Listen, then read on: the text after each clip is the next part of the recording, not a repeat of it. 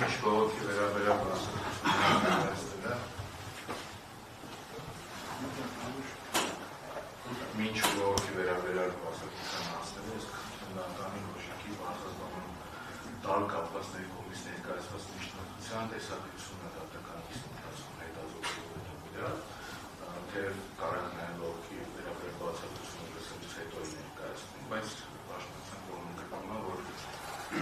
քանի որ բացատրության մեջ բավական ուշադրություններ տեսակցության վրա, ավելի արդյունավետ կլինի, որ մինչև բողոքի վերաբերյալ բացատրությունը լսելը դատարանը հրապարակի համապատասխան տեսակցությունը պաշտպանության կողմի հայտարարություններ անում, որպեսզի հետագայում կրկին դրան վերադառնալու մասնակից չի։ Հարգելի պաշտպան, քանի որ ձեր կողմից նշված միջնորդությունը անապահ քննարկման ենթակա միջնորդություն չէ, դատարանը դա թողել է քննարկելու բողոքի ներկայացումից հետո։ Արտադրական դատարան ներողություն, եթե կա դատարանը այդպիսի որոշում կկայացնի, որ այդ կողմով քննարկվի եւ դա կարող է ավելի արդյունավետ լինել, դες առաջարկում սկզբից ես ներկայացնեմ դատախազության ներկայացած բողոքը, հետագայում քանի որ պաշտպանը նշում է այդպիսի միջնորդություն ներկայացնում, որ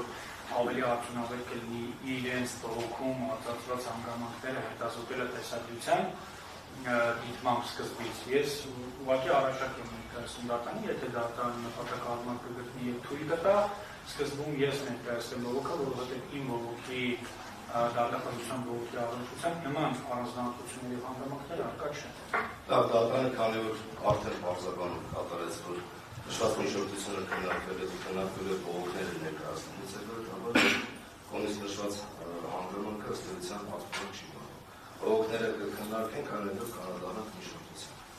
Այս ժամանակագրական հերթականության բողոքը ներկայացնելու խոսքը շնորհակալություն, մինչ թվում բացատրության